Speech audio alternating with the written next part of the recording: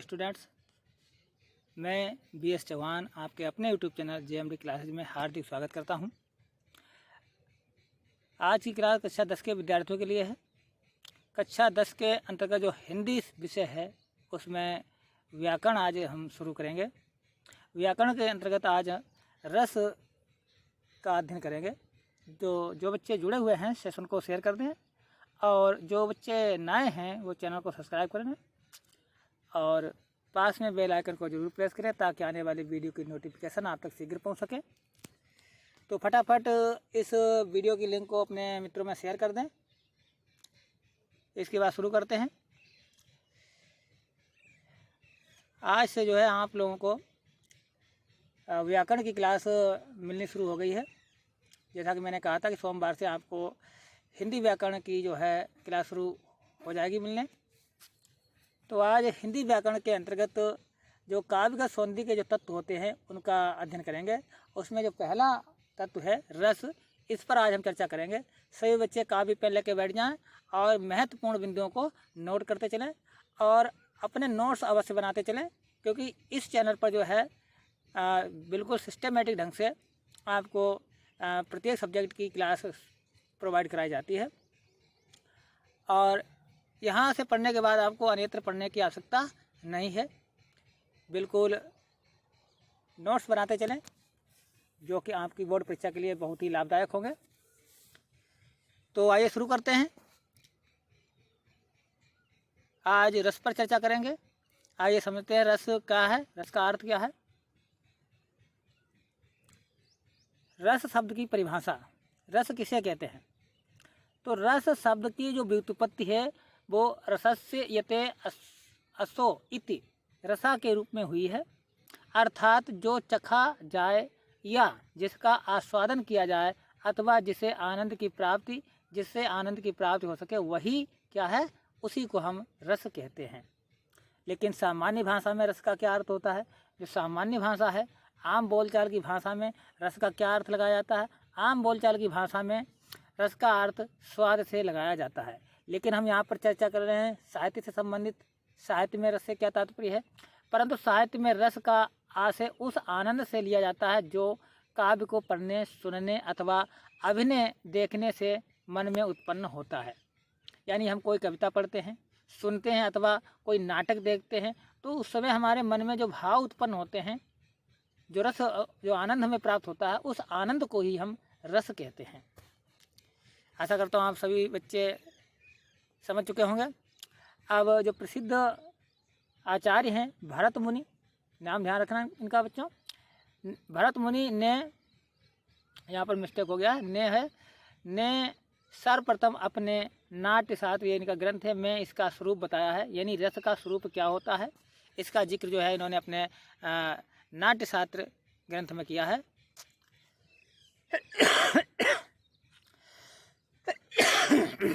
Sorry बच्चों।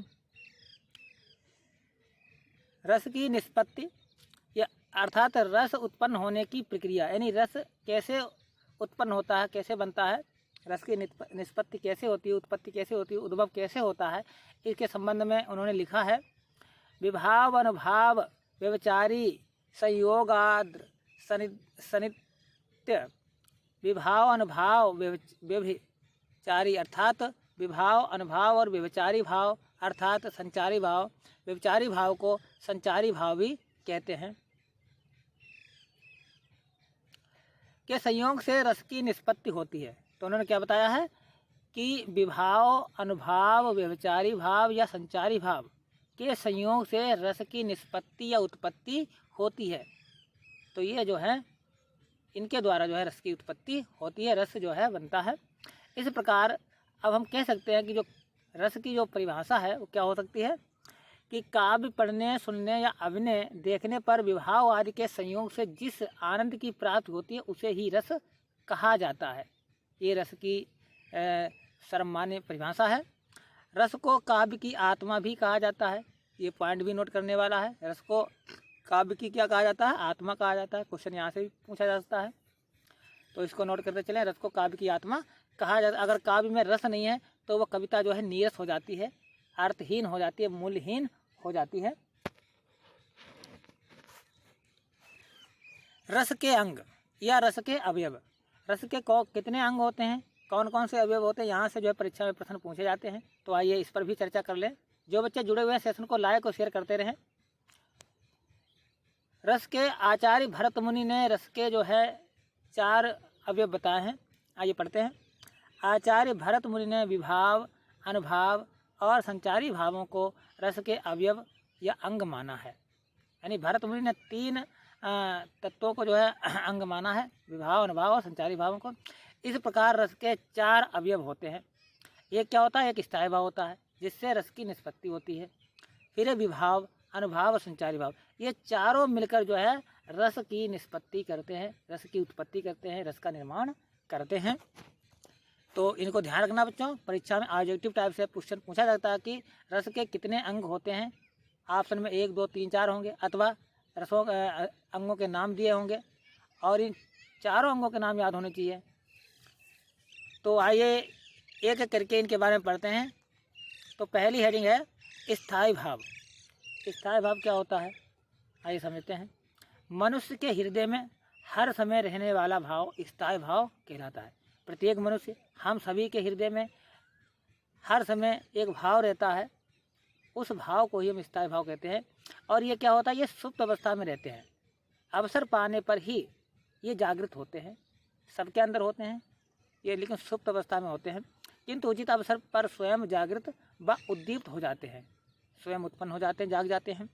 और विभाव, अनुभाव तथा संचारी भाव द्वारा पुष्ट होकर किसी रस विशेष में परिणित हो जाते हैं।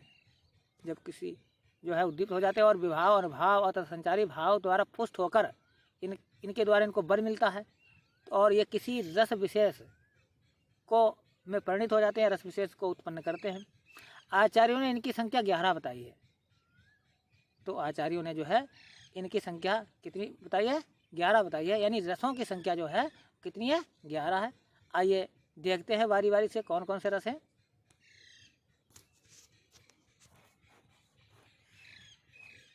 देखिए बच्चों, ये यहाँ पर स्थायी भाव दिए गए हैं और यहाँ पर रस दिया गया है। किस स्थायी भाव से किस रस की उत्पत्ति होती है, निष्पत्ति होती है, यहाँ पर इसका जिक्र किया गया है। तो सही बच्चे नोट कर लें। तो पहला है रति। रति से जो है श्रृंगार रस, रति स्थायी भाव से श्रृंगार रस की निष्पत्ति होती है। तो श्रृंगार रस यहाँ पर जो है बच्चों सही नहीं लिखा है, श्रृंगार रस इस तरह से लिखा जाता है, ध्यान रखना। श्रृंगार रस की निष्पत्ति होती है। और हास स्थायी भाव से हास्य नामक रस की उत्पत्ति होती है। शोक नामक स्थायी भाव से करुण रस की निष्पत्ति होती है। उत्साह स्थायी भाव से वीर रस की निष्पत्ति होती है। निर्वेद नामक स्थायी भाव से शांत रस की उत्पत्ति होती है। भय नामक स्थायी भाव से भयानक रस की उत्पत्ति होती है। और आश्चर्य नामक स्थायी भाव से अद्भुत रस की उत्पत्ति होती है। क्रोध नामक स्थायी भाव से रौद्र रस की निष्पत्ति होती है। ग्लान या जुगुप्सा नामक स्थायी भाव से भीवत्स रस की उत्पत्ति होती है। वात्सलता से वात्सल्य रस की उत्पत्ति होती है। देव विषयक रति से जो है भक्ति रस की निष्पत्ति होती है। कुल मिलाकर ये 11 रस होते हैं। ये यहाँ पर रस दिए गए 11 रस होते हैं। और इनकी उत्पत्ति कैसे होती है, स्थायी भाव के अनुसार ही उत्पत्ति होती है। ये स्थायी भाव ये है। तो यहाँ से प्रश्न जो है स्थायी भाव भी पूछे जा सकते हैं। इस रस का कौन सा स्थायी भाव है, क्योंकि आपके हाई स्कूल के पाठ्यक्रम में केवल 2 ही रस हैं जिनका जिक्र मैंने यहाँ पर जो है कर दिया है। ये देखो 2 नंबर और 3 नंबर अलग कलर से मैंने लिख दिया यहाँ पर। हास और हास्य और करुण रस ही आपके पाठ्यक्रम में है। इन्हीं 2 रसों के बारे में आपको पढ़ना है। फिर भी इनकी संख्या मालूम होनी चाहिए, क्योंकि प्रश्न जो है कहीं से बन सकता है। तो हास्य रस का स्थायी भाव हास होता है और करुण रस का स्थायी भाव शोक होता है।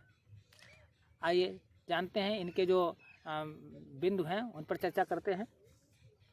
एक तो स्थायी भाव पहला भाग हो गया था, जो रस के अंग होते हैं या अवयव होते हैं, पहला था स्थायी भाव, उनकी चर्चा मैंने कर ली है। दूसरा है विभाव। विभाव क्या होता है, स्थायी भावों को जागृत और उद्दीप्त करने वाले कारकों को विभाव कहते हैं। यानी जो स्थायी भाव होते हैं उनको जागृत और उद्दीप्त, उनको बढ़ावा देने वाले जो कारक होते हैं उनको हम विभाव कहते हैं। आइए समझते हैं उदाहरण के माध्यम से। विभाव के भेद। अब यहाँ पर विभाव के भी भेद होते हैं, विभाव के भी प्रकार होते हैं। विभाव आश्रय के हृदय में भावों को जागृत भी करते हैं और उद्दीप्त भी करते हैं। इस कारण विभाव के दो भेद होते हैं। तो यहाँ से भी क्वेश्चन बन सकता है, विभाव के कितने भेद होते हैं? दो भेद होते हैं। एक होता है आलम्बन विभाव, दूसरा होता है उद्दीपन विभाव। ठीक है, अब आइए समझते हैं आलम्बन विभाव क्या होता है। आलम्बन विभाव जिस व्यक्ति अथवा वस्तु के कारण किसी व्यक्ति में कोई भाव जागृत होता है, यानी जिस व्यक्ति या वस्तु के कारण किसी दूसरे व्यक्ति में कोई भाव जागृत होता है तो उस व्यक्ति अथवा वस्तु को, ठीक है, वस्तु को उस भाव का आलम्बन विभाव कहते हैं। अब जैसे समझ लीजिए, यहाँ पर उदाहरण के माध्यम समझाने का प्रयास किया गया है कि यदि किसी व्यक्ति के मन में सांप को देखकर भय नामक स्थायी भाव जाग जाए तो यहाँ सांप उस व्यक्ति में उत्पन्न भय नामक स्थायी भाव का आलम्बन है। सांप क्या है बच्चों? ये आलम्बन है, क्योंकि सांप को देखकर ही दूसरे व्यक्ति के मन में भय नामक स्थायी भाव जागृत हुआ है। तो ये सांप क्या हुआ? आलम्बन। आलम्बन माने होता सहारा। तो यहाँ पर आलम्बन विभाव हो गया। दूसरा है उद्दीपन विभाव। व्यक्ति के हृदय में जागृत स्थायी भावों को अधिकाधिक उद्दीप्त तथा तीव्र करने वाला उद्दीपन विभाव कहलाता है। यानी जो हमारे हृदय में जो स्थायी भाव जागृत हुआ है उसको और अधिक तीव्र करना है, इसको और अधिक उद्दीप्त करने वाले, बढ़ाने वाले को उद्दीपन विभाव कहते हैं। जैसे सांप की फुसकार। मान लीजिए सांप है, सांप क्या है? आलम्बन है, क्योंकि सांप को देख करके हमें भय हमारे अंदर जागृत हुआ है, भय नामक स्थायी भाव। तो सांप क्या हुआ? आलम्बन। अब सांप को और अधिक डरावना बनाना है तो उसकी फुसकार क्या हुई? उसकी फुसकार जो है उद्दीपन, इससे जो है भय और अधिक प्रबल हो जाता है। तो सांप की फुसकार जो है एक उद्दीपन जो है विभाव कहलाता है। तीसरा है अनुभाव। एक हो गया विभाव स्थायी भाव, दूसरा हो गया विभाव, अब तीसरा है अनुभाव। ये तीसरा अंग है। मानव मन में स्थायी भाव के जागृत होने पर मनुष्य में कुछ शारीरिक चेष्टाएं उत्पन्न होती हैं। अनुभाव में क्या होता है बच्चों? जो मानव मन में स्थायी भाव के जागृत होने पर मनुष्य में कुछ शारीरिक चेष्टाएं उत्पन्न होती है, शारीरिक क्रियाएं उत्पन्न होती हैं, जिन्हें अनुभाव कहते हैं। अनुभाव कहने का मतलब अनुभव करते हैं, कुछ ऐसी क्रियाएं होती हैं जिसके कारण हम अनुभव करने लगते हैं, कहा जाता है। जिसे अनुभव का, जैसे अब सांप को देखकर व्यक्ति चिल्लाने या भागने लगता है। चिल्लाना या भागना क्या है? ये शारीरिक क्रिया है भाई। सांप को देखेंगे तो हम क्या करेंगे? तो चिल्लाएंगे या तो वहाँ से भाग जाएंगे। तो ये क्या है? ये शारीरिक क्रिया है, दोनों क्या है? शारीरिक क्रिया है। तो उसकी यह क्रिया अनुभाव कहलाती है। यानी हमने अनुभव कर लिया सर्प को देखकर, तो हमारे द्वारा जो क्रिया की जाएगी, शारीरिक क्रिया, उस शारीरिक चेष्टाएं उत्पन्न की जाएगी, वही जो है अनुभाव कहलाती है। अनुभाव के भेद। अब अनुभाव के भी भेद होते हैं। अनुभावों के मुख्य रूप से 4 भेद होते हैं। ठीक है, ये क्लास उन बच्चों के लिए भी महत्वपूर्ण है जो प्रतियोगी परीक्षाओं की भी तैयारी कर रहे हैं, उनके लिए ये बहुत ही महत्वपूर्ण क्लास है। ठीक है, और कक्षा 10 के विद्यार्थियों के लिए तो महत्वपूर्ण है ही। तो 4 भेद होते हैं। पहला कायिक, दूसरा मानसिक, तीसरा आहार्य और चौथा सात्विक। ये अनुभाव के भेद होते हैं। लेकिन आपसे इतना गहराई से यूपी बोर्ड नहीं पूछेगा, लेकिन फिर भी आपको जानकारी होनी चाहिए। देखिए, समझते हैं कायिक अनुभाव क्या होता है। प्रायः शरीर की कृत्रिम चेष्टा को कायिक अनुभाव कहा जाता है। जो कृत्रिम चेष्टा मतलब बनावटी क्रियाकलाप। ठीक है, जैसे दौड़ना, कूदना, कटाच करना, हाथ तथा नेत्र से संकेत करना आदि, ये क्या है? हमारी कृत्रिम क्रिया है। हम इनको 2 प्रकार की क्रिया होती हैं, एक कृत्रिम एक ऐच्छिक। ऐच्छिक क्रिया स्वतः ही होती है, जैसे सांस लेना, और कृत्रिम क्रिया जिसको करने के लिए हम प्रेरित होते हैं, तो इसको हम कायिक अनुभाव कहते हैं। दूसरा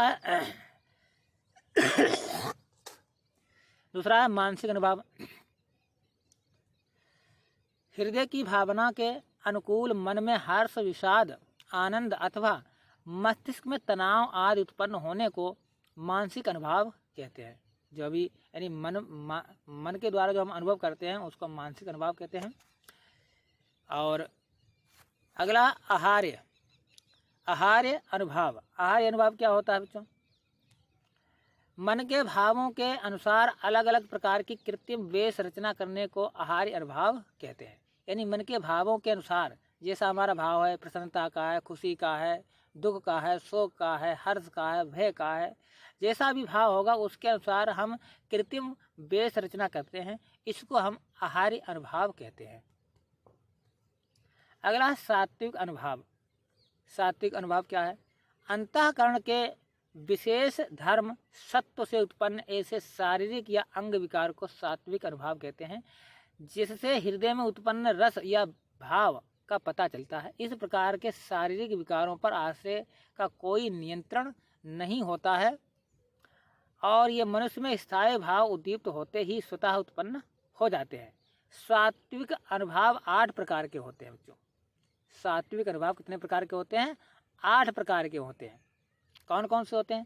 पहला है स्तंभ, दूसरा है कंप, तीसरा है स्वेद, चौथा है विवरणता, पाँचवा है रोमांच, छठा है स्वरभंग, सातवां है अश्रु और आठवां है प्रलय। तो सात्विक अनुभाव के 8 प्रकार होते हैं, नोट कर लेना बच्चों। फिर अगला है जो आखिरी है वह संचारी भाव। ये हमारा रस के जो अंग या अवयव है और चौथा अंग है संचारी भाव। आश्रय के मन में उत्पन्न होने वाले अस्थिर मनोविकारों को, जो अस्थिर होते हैं यानी क्षण भर में समाप्त हो जाते हैं, जो अधिक समय तक स्थायी नहीं रहते हैं, ऐसे मनोविकारों को संचारी भाव कहते हैं। ये मनोविकार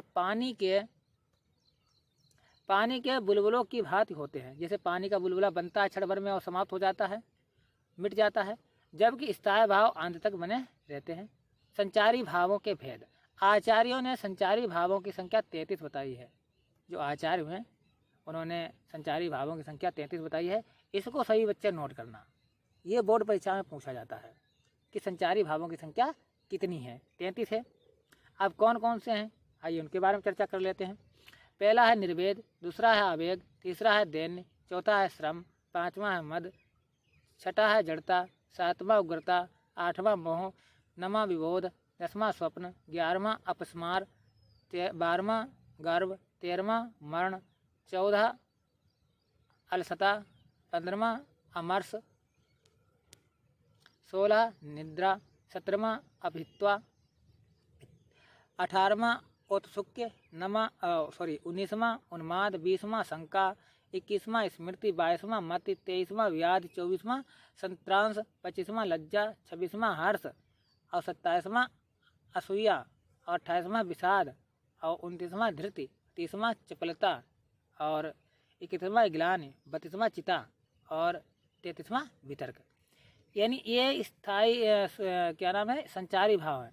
इन संचारी भावों कोई भी रस होगा तो उसमें ये संचारी भाव होंगे। इन्हीं के आधार पर हम पहचान सकते हैं उसमें कौन सा रस है, कि संचारी भाव यही आगे जब भी इसका व्याख्या करेंगे तो उसमें संचारी भाव पूछा कौन सा संचारी भाव है तो उसमें आता है। तो ये संचारी भाव 33 है, कौन कौन से, इनको ध्यान रखना बच्चों, ताकि यहाँ पर रसों को पहचानने में आसानी हो जाए। क्योंकि इस बार पिछले सत्र से ही ओएमआर शीट पर बेस्ड क्वेश्चन आते हैं, कॉपी पे नहीं लिखने होते हैं। इसलिए आपको जो भी ना तो परिभाषा लिखने के लिए आएगी कॉपी पर, सब ओएमआर बेस्ड पर प्रश्न आएंगे तो आपको याद करने होंगे, ये सभी याद होने चाहिए। अब आइए देखते हैं जो आपके पाठ्यक्रम में दिया गया है रस। पहला है हास्य रस। देखिए हास्य रस की परिभाषा क्या है, आइए समझते हैं हास्य रस की परिभाषा।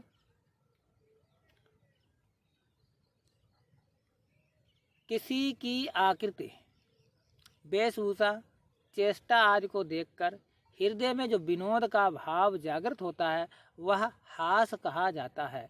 यही हास्य जब विभाव, अनुभाव तथा संचारी भाव से पुष्ट हो जाता है तो उसे हास्य रस कहा जाता है। ये हास्य रस की परिभाषा है। अब आइए इसको हम उदाहरण के माध्यम से समझने का प्रयास करते हैं। भाई उदाहरण भी आगे परीक्षा में उदाहरण दिया होगा, रस पूछा जाएगा, ठीक है, या उदाहरण रस दिया होगा उसका पूछा जाएगा किस प्रकार का उसका स्थायी भाव क्या है, इसमें संचारी भाव क्या है। आज विभिन्न प्रकार के प्रश्न बनेंगे। अब जो भी प्रश्न बनेंगे उसकी एक अलग वीडियो बनाई जाएगी जो ऑब्जेक्टिव टाइप की होगी और जिसका लाइव टेस्ट होगा। तो अभी हम केवल इसको पढ़ा रहे हैं, इसको पढ़ लो और ध्यान से पढ़ना, ठीक है। यहीं से जो है ऑब्जेक्टिव में क्वेश्चन बनेगा। जितना मैंने आपको पढ़ाया है यहीं से जो है ऑब्जेक्टिव क्वेश्चन बनेगा। इससे बाहर का कोई भी क्वेश्चन नहीं आएगा, ये मैं गारंटी देता हूँ। इसलिए ध्यान से पढ़ना आप लोग।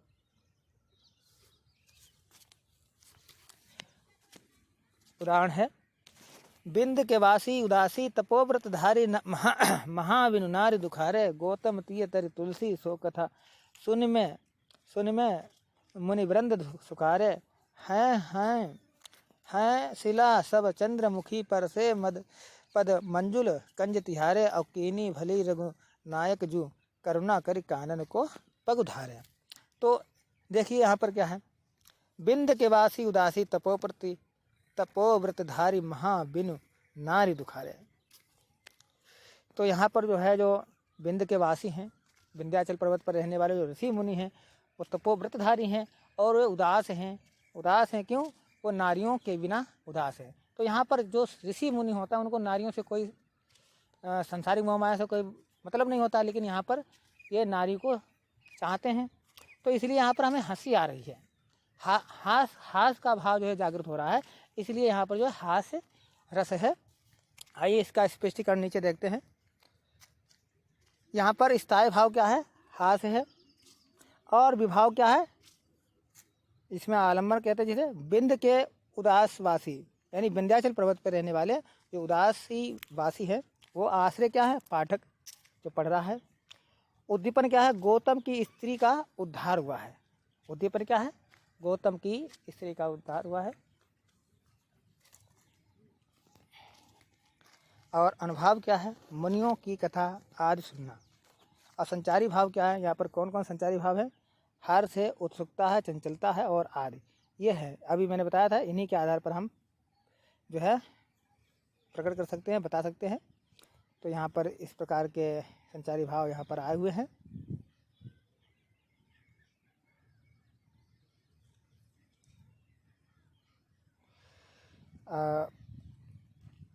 दूसरा रस है करुण रस।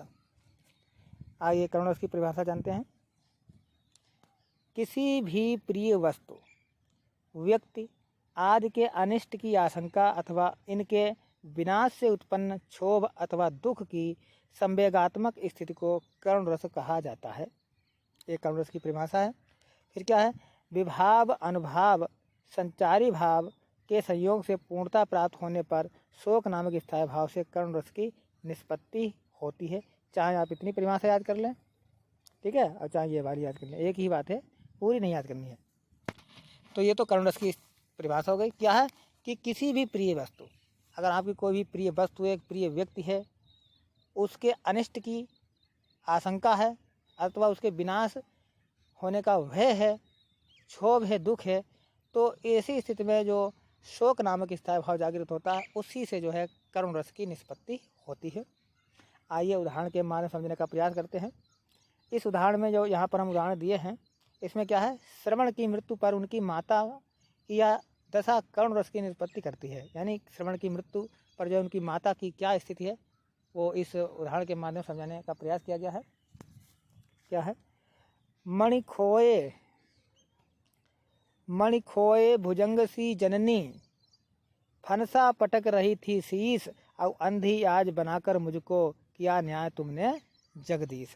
मणि खोए भुजंग सी जननी, ठीक है, जो जननी है, माता है, उस माता ने अपने उस पुत्र को खो दिया है, मणि के समान उस पुत्र को खो दिया है, जिसके कारण वह शोक प्रकट कर रही है, दुख प्रकट कर रही है, जिसके कारण यहाँ पर जो है क्या है? कौन सा रस है? करुण रस है। आइए इसको समझते हैं स्पष्टीकरण के माध्यम से। देखिए यहाँ पर स्थायी भाव क्या है? शोक है। विभाव क्या है? यानी आलम्बन क्या है? श्रवण, यानी श्रवण व्यक्ति, श्रवण यहाँ पर आलम्बन है। फिर आश्रय क्या है? पाठक। उद्दीपन क्या है? दशरथ की उपस्थिति, ये गलत है यहाँ पर। अनुभाव क्या है? सिर पटकना। संचारी भाव क्या है? स्मृति, विषाद और प्रलाप। यानी इन्हीं के द्वारा हम जान सकते हैं कौन सा रस है। तो यहाँ पर क्या बताया गया? दुख प्रकट हो रहा है। जहाँ पर दुख या कष्ट प्रकट हो, शोक प्रकट हो, तो वहाँ पर जो है करुण रस होता है। और जहाँ पर हंसी का भाव प्रकट हो, तो वहाँ पर हास्य रस होता है। ये दो रस हैं आपके पाठ्यक्रम में और बहुत ही सरल हैं। आइए दूसरे उदाहरण के माध्यम से समझते हैं। अभी तो मुकुट बांधा था माथ हुए कल, ही हल्दी के हाथ खुले भी ना थे लाज के बोल, खिले थे चुम्बन शून्य कपोल। हाय रुक गया यहाँ संसार बिना बना सिंदूर अनल अंगार, बात हत लतिका यह सुकुमार पड़ी है छिन्नाधार। देखिए, अभी तो मुकुट बांधा था मात हुए कल ही हल्दी का, यानी अभी तो इसका मुकुट बना हुआ था, अभी तो इसकी कल ही शादी हुई थी, लेकिन अभी लाज के बोल भी नहीं खुले थे और जो है क्या हुआ, इसके पति की मृत्यु हो गई। तो यहाँ पर जो है शोक दुख है प्रकट हो रहा है, और दुख जहाँ पर प्रकट होता है वहाँ पर शोक नामक स्थायी भाव जागृत होता है, और शोक नामक स्थायी भाव के जागृत होने से ही करुण रस की निष्पत्ति होती है। आइए समझते हैं। विभाव स्थायी भाव क्या है, शोक है। विभाव क्या है, आलम्बन क्या है, विनष्ट पति, यानी पति मर गया है। उद्दीपन क्या है, मुकुट का बंधना, हल्दी के हाथ होना, लाज के बोल न खुलना। अनुभाव क्या है, वायु से आहत लतिका के समान नायिका का बेसहारा पड़े होना। ये इसके स्पष्टीकरण है। आपको स्पष्टीकरण नहीं देना है, आपको केवल उदाहरण दिए होंगे, उदाहरण को समझ करके उसमें स्थायी भाव पूछा जा सकता है, संचारी भाव पूछा जा सकता है, विभाव पूछा जाता है, अनुभाव पूछा जा सकता है, कुछ भी पूछा जा सकता है, तो आप उसको ध्यान में रखें। तो ये था आज की क्लास। आज की जो क्लास थी वो रस पर आधारित थी, और भली भांति आपने रस को समझ लिया होगा। अगर फिर भी कोई डाउट रहता है तो आप दोबारा वीडियो को देख लें और आप अच्छी तरह समझाएंगे, और फिर भी अगर समझ में नहीं आता तो आप कमेंट करें, और तब हम आपके कमेंट को पढ़कर पुनः समझाने का प्रयास करेंगे। और जो बच्चे ये PDF प्राप्त करना चाहते हैं वो आज ही जो है टेलीग्राम को डाउनलोड करें। टेलीग्राम का लिंक नीचे डिस्क्रिप्शन में दिया गया है, और जैसे ही वीडियो ये समाप्त होगी, क्लास समाप्त होगी, ये PDF टेलीग्राम पर अपलोड कर दी जाएगी, वहाँ से आप डाउनलोड कर सकते हैं और अपने नोट्स तैयार कर सकते हैं। तो तब तक के लिए अब मिलते हैं अगले नेक्स्ट वीडियो में। तब तक के लिए धन्यवाद।